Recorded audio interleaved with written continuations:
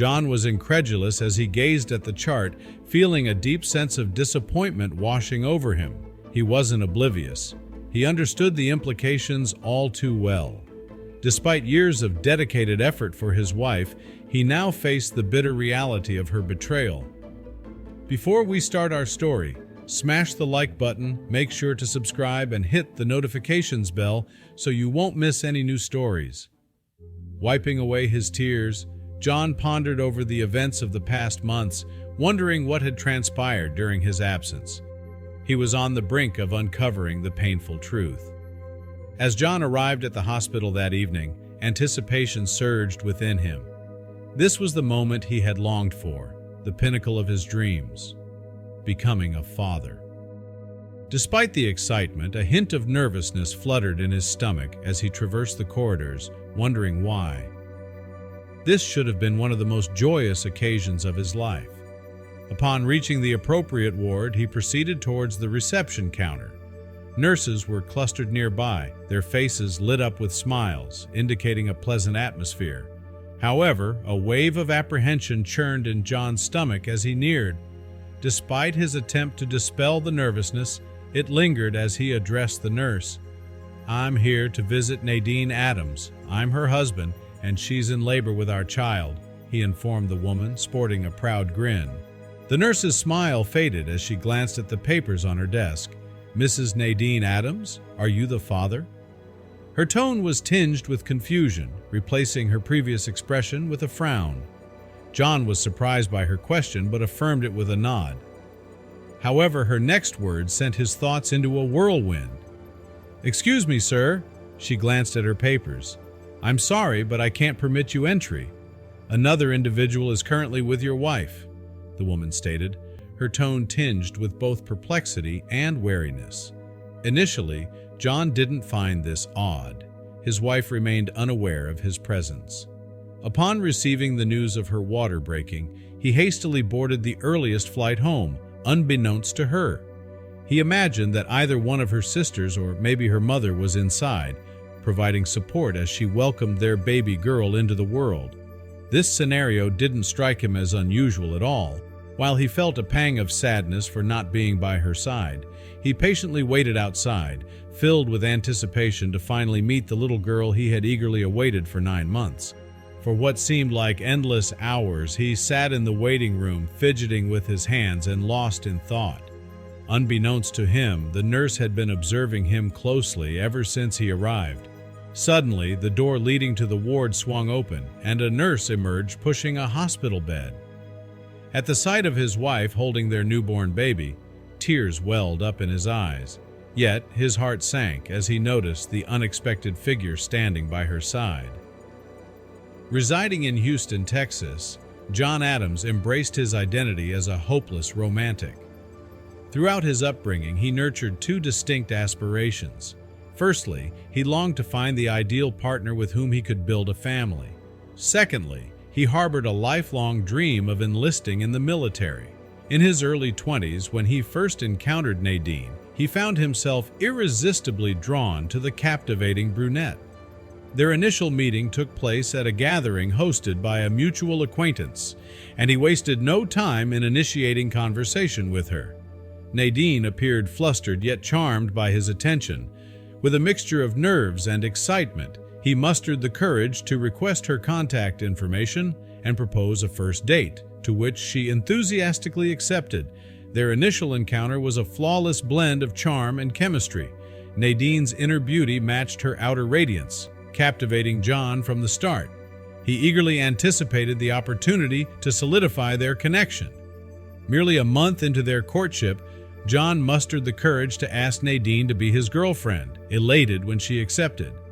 However, a year down the road, he found himself making a grievous error, one he would soon regret deeply. The day John asked Nadine to marry him, he was certain that he was making the right decision. He envisioned life by her side, and he was certain that they would be together forever. Of course, Nadine said yes. Although they were extremely young, they thought they were making the right decision. With the support of their families, they got married just months later. The first 2 years of their marriage were 2 of the best years of John's life. Not a single day went by without him thinking about how lucky he was. He couldn't believe that someone so wonderful could love him back. Over the years, he'd been working endlessly on his military training, wishing and hoping that he would be accepted. But one day, he got the call. Nadine stared at her husband with confused eyes as he held the phone to his ear, his expression shifting with emotion. But what on earth was going on?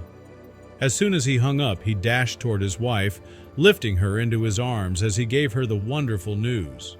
I'm in! They accepted me! I'm going to the military!" He cheered. It was the best news he'd gotten in years. In the weeks that followed, John did everything he could to prepare for the military. It was during this time that he noticed a change in his wife. All of a sudden, she just seemed happier. He assumed that Nadine was just happy for him.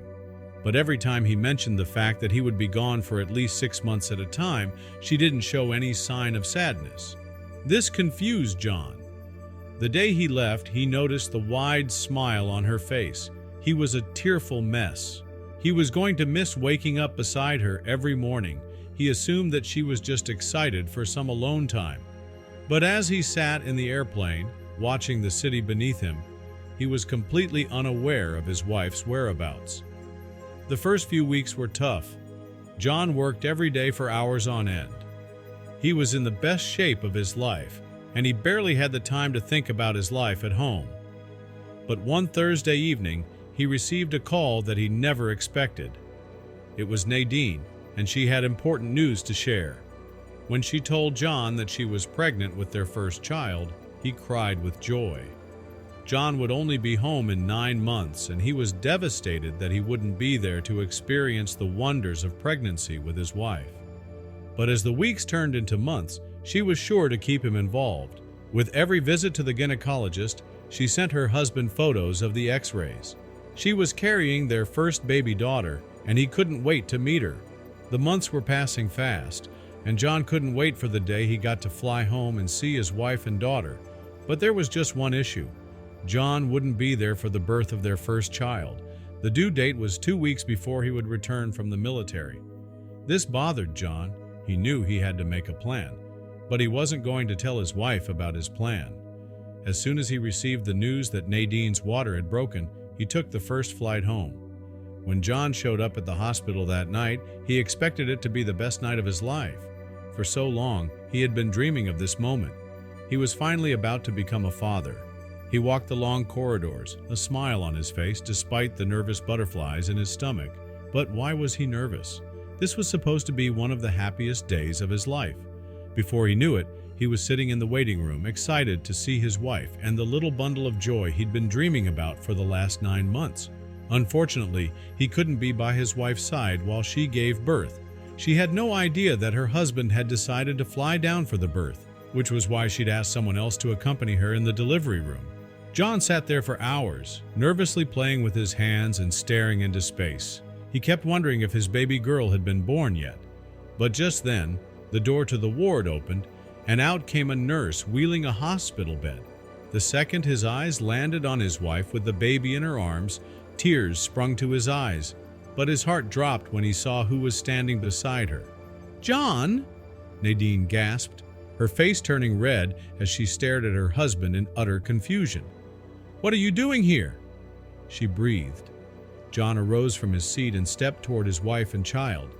That's when the man who had accompanied his wife in the delivery room spoke up. "John, it's so nice to see you again," he said casually. The man's name was Simon, and he was one of John's best friends. "What are you doing here?" John asked, his face twisted in confusion. He had no idea what was going on. "Nadine came over for dinner tonight since she can't cook for herself. When her water broke, I offered to drive her to the hospital. She asked me to stay for emotional support," the man said without flinching. John let out a sigh of relief. Simon's story made sense, and he didn't give it a second thought. He nodded, smiling politely. "Thank you so much for helping, man. As soon as I got the news, I got the first plane in," John said, his heart full. He turned to his wife and child, and that was when she placed the baby in his arms. His heart swelled. He loved her the second he saw her. Together, they made their way toward Nadine's hospital room. Simon left, and as soon as he did, Nadine fell asleep. John held on to the baby until the nurse from earlier came into the room.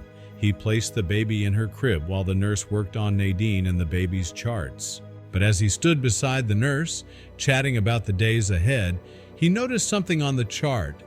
His blood ran cold. Something didn't make sense.